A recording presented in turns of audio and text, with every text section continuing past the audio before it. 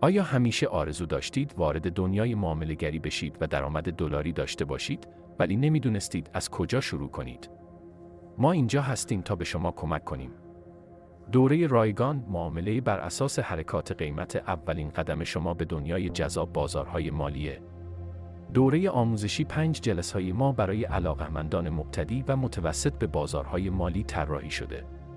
این دوره کاملاً رایگان و آنلاین است و از هر کجا میتونید به راحتی بهش دسترسی پیدا کنید.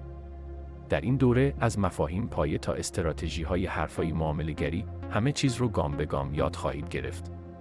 برنامه دوره به این صورت: جلسه اول 6 بهمن، مفاهیم پایه معامله‌گری، شناخت نوسانات و حمایت و مقاومت. جلسه دوم 13 بهمن، تحلیل تایم فریم‌ها، تصمیم گیری با نمودارهای 1 تا 60 دقیقه‌ای.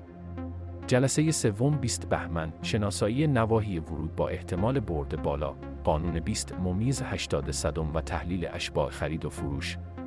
جلسه چهارم 27 بهمن، مدیریت ریسک و تعیین حد سود و ضرر. جلسه پنجم 4 اسفند، دستورالعمل 10 مرحله‌های ورود به معامله. هر شنبه ساعت 20 تا ساعت 21 آنلاین برگزار میشه. ظرفیت دوره محدود است. همین حالا ثبت نام کنید و مسیر شگفت‌انگیز معامله‌گری رو با ما شروع کنید.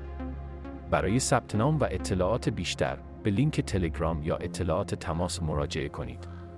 منتظر شما هستیم تا با هم مسیر موفقیت در معامله‌گری رو شروع کنیم.